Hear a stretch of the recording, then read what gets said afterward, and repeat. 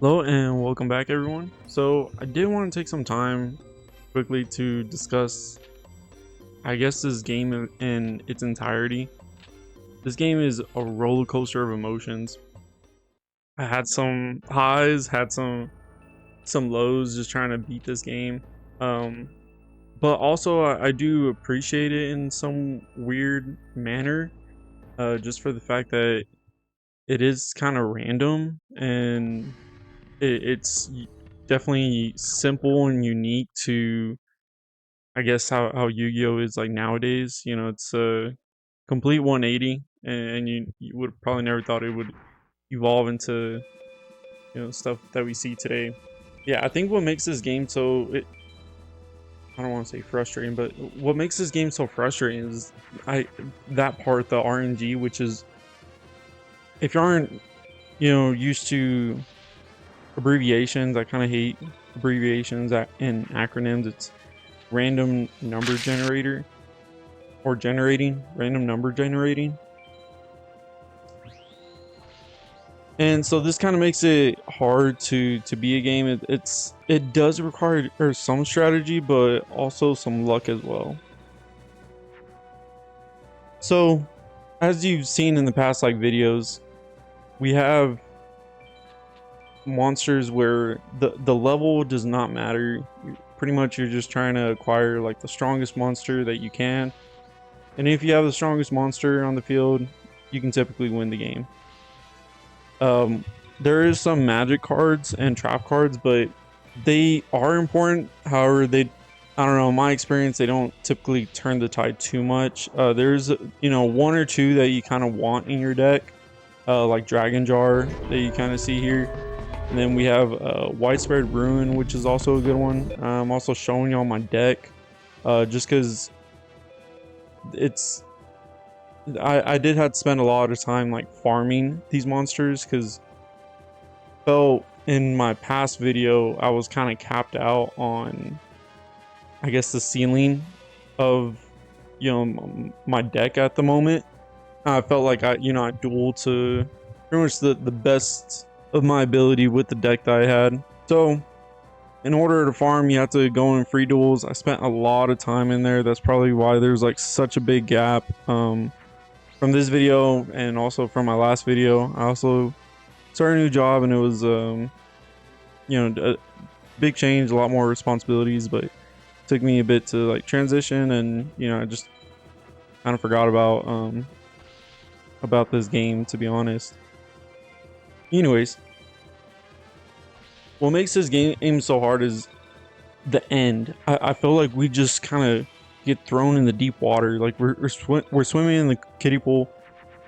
We're dueling opponents with low 2000 attacks, high teens, like 18, 1900 attack.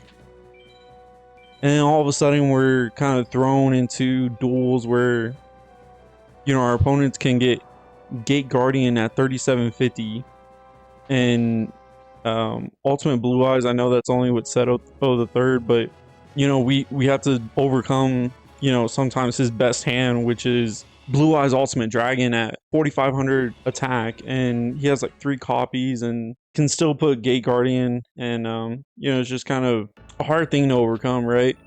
Especially knowing that in farming, when you're farming for cards, you can't actually get those cards. Gate Guardian and Blue Eyes Ultimate Dragon, those are obviously a fusion monster, so you gotta get those fusion material in order to even create that.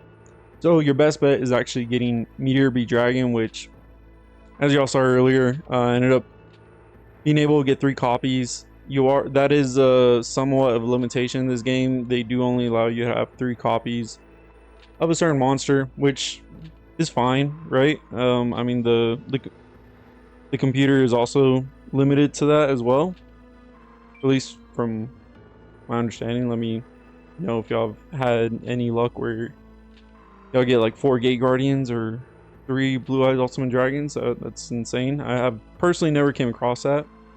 Yeah, what makes it is end game so hard is not it's not simply just the monsters, right? It's also the fact that partially because it was built in 1999 when this was originally released, they don't let you save.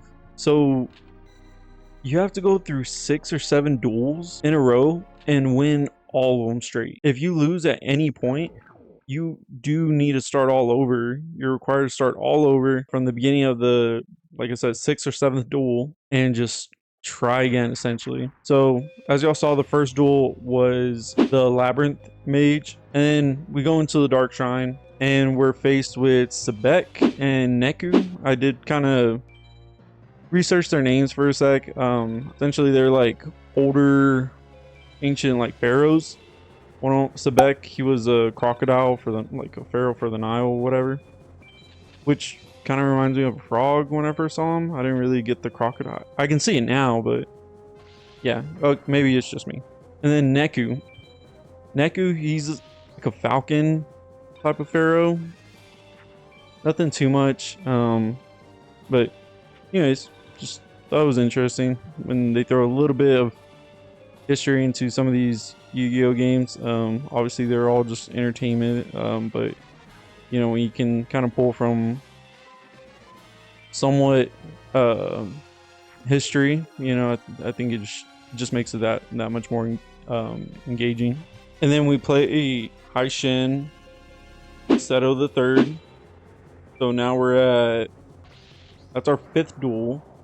And then we finally play Nightmare, but we play him twice because he's a sore loser. That's 7 duels that you have to go through and win, and you can't lose at any point.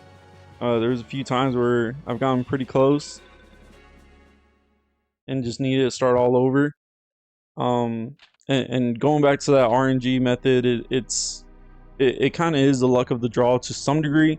I know there is videos out there where you can kind of manipulate the hand and also what the computer's hand can look like. I don't know, personally I just think that's a bit too much. I'd rather just see if I can win, you know, on my own. Like if I build a strong enough deck, do with what you will, right? However you beat the game, and as long as you're satisfied with it. So just breaking down each duel, just kind of give y'all like a guidance as you're kind of seeing it in the background, because I pretty much want y'all to be like prepared for like worst case scenario. So we'll start with the first duel, right? So first duel is Labyrinth Mage. He can pull Gate Guardian, like the anime. I mean, kind of tradition. Not all the time, but you know, you get his best shot when, you know, he pulls out Gate Guardian, which is why Meteor Beat Dragon is gonna be the best card that you can have when you do face a Gate Guardian. You want to put him in Sun. Like I mentioned earlier, this game is unique, so you do got to factor in, even though you can summon any level monster that you wish, there is field bonuses like what we saw in season 1 with, you know, Pegasus. That's going to be a 500 attack boost for your attack and defense.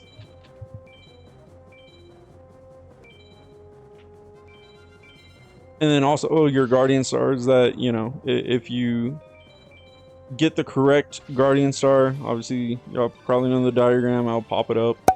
That also gives you a 500 boost whether you're in attack or defense. With Gate Guardian, you don't get a field, it's a neutral field, but you do want to click Sun, and that kind of lets you get over Gate Guardian. Gate Guardian, he's never going to go into defense. But yeah, Regeki or Widespread Ruin can also help if you don't have your Meteor Beat Dragon to get over Gate Guardian just yet, or, you know, play defensive. You pretty much just want to buy time. Don't really hold on to a bad hand if you don't got it. I found myself losing a few times like that, just, you know, thinking like, oh, okay, I got a piece here, let me just hold off. Like when you're dealing with, you know, the final 7, everyone can kill you like in 2 turns. So if you have a bad hand, you have to get rid of it right away. I found myself like getting stuck trying to like hold on to equip cards to boost up the attack of some of my monsters. Pretty much Meteor Beat Dragon, it does help. I'm not saying it doesn't, but you know, when you're, like I said, when you get someone's best hand, which is, you know, in the Labyrinth Mage, like we're talking right now, Twin-Headed Thunder does not cut it. You know, you're going against like a 3750 like behemoth. You gotta just go through your cards as quick as possible. And then you also have your next two opponents. And by the way, I did pop it up on the screen, but in order to get through the Labyrinth Mage maze, it is right, right, left, right. Now, once you get through the maze, and we're entering in through the Dark Shrine, Seto's there to ensure that we do go through the Dark Shrine. We're met with Sebek and Neku. Now, they're probably the easiest duels out of all 7. So Sebek, and mind you, your next 3 duels, Sebek, Neku, and Haishin, they're all gonna have a field upgrade now, and it's gonna be the Yami field. So I think that's why it's good to have Dark Magician. Normally, like I mentioned earlier, like 2500 doesn't really cut it, but with that Yami field boost, 3000, it is competitive for sure. So Sebek, he's pretty much gonna be playing Zoa and Metal Zoa. Those are gonna be like his strongest cards, and you're gonna have Zoa at 3100 because his original attack is 26, and then plus the 500 build bonus that he gets. Metal Zoa actually doesn't get that, which is kind of weird, but he's stuck at 3000. So technically, Zoa is stronger than Metal Zoa. But you should be able to get over him. And then once you get over to Neku, his best monster is actually going to be Skull Knight at, you know, with the Yami field bonus, he's sitting at 3150. Do be careful with this one because Skull Knight, he's always going to have a Guardian Star of Mercury. You know, similar or how we were getting over Gate Guardian by putting him in Sun. If you put him in Sun with Skull Knight, now the roles are going to be reversed, and Skull Knight's going to be able to get over your Gate Guardian. So I would, in this, you know, duel, I would put him in Mars. Unless you can, you know, pair it with like a Dragon Treasure and put him at 4000. That gives you a little bit of leeway, but at the same time, you know, Skull Knight can also, you know, just get an equip bonus and be able to top you. So I would just leave him in Mars for these 2 duels. And then you have Haishin. Haishin, I think he kind of pulls the same thing of Gate Guardian. The only one that can pull Ultimate Blue Eyes is Seto the Third. So kind of using your same format. I feel like Haishin is a mix of your past 3 duels where the best card that you can get is Gate Guardian, you know, from the Labyrinth. But with the Yami field bonus, Haishin has all these dark monsters getting bonuses, right? So it's kind of really tough to say on what to play. For the most part, I feel like he kind of leans more to Gate Guardian than Skull Knight. So if you do have to play one, I would just stick with Sun. And then once we get over Haishin, we are at Seto the Third. Now Seto the Third is probably where, you know, if you do run into trouble, I want to say it's going to be through him. The fact that he's the only one that can pull Blue Eyes Ultimate Dragon, it's just so hard to get over. So my recommendation is just to make sure that you have a Dragon Treasure or a Regeki. If you don't have those, like I said, do not hold on to a bad hand. You want to get rid of it as fast as possible. It doesn't matter if you have, you know, 3 Meteor Beat Dragons, because they're still weaker than the Blue Eyes Ultimate Dragon. So at this point, they might as well only have 500 attack, right? Another one that can also help you is Dark Hole. The only negative with Dark Hole, it does eliminate the entire field, so you do leave yourself wide open for attack from your opponent's side. So you do kind of want to keep that in mind if you are gonna, you know, utilize Black Hole. If you're sitting on very little life points, it's kind of game over. Sometimes you want to just maybe play that risk because they could just throw down face down or put in defense. So you never know. Computers can do weird things, but I usually just recommend that. Now, after the long wait, if you finally get through Seto the Third, that's probably your hardest duel. Ironically, there's a bit of drama that happens on the side. I'll go ahead and let you, you know, see all that.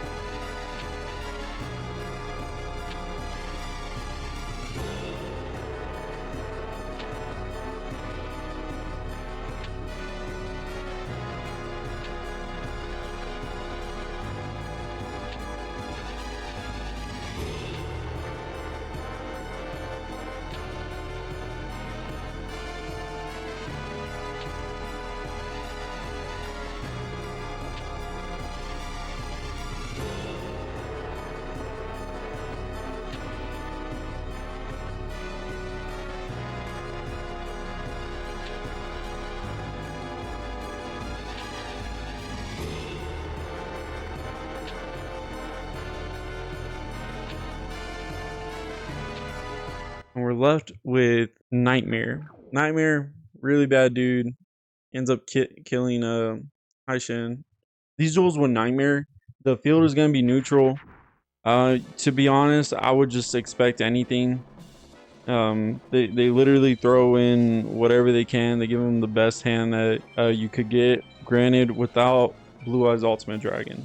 So that helps knowing that the best thing that you have to deal with is either Gate Guardian or Meteor Breed Dragon. The thing is, I think he has like really good magic cards, like Metamorph, which gives them an additional 1,000 attack instead of your typical 500. And sometimes, I mean, this really can change the pendulum and things, like as you see in my last duel. He ends up summoning a Gaia. He ends up fusing Gaia the Fierce Knight and Curse of Dragon to summon Gaia the Dragon Champion, and then a Metamorphosis gets thrown on top of him, so at 4100, essentially cooked. We do manage to overcome Nightmare.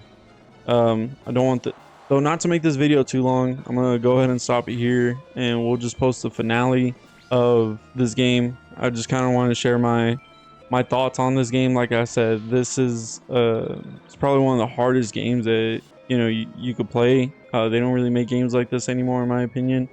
It's very simple, but it's a very simple game, but oftentimes you're put in situations where it feels impossible to win. And I think that's what makes this game, almost exciting in a way, because you want to, defy the odds. And even though you're dealt a bad hand, you're able to overcome that and pull out the win.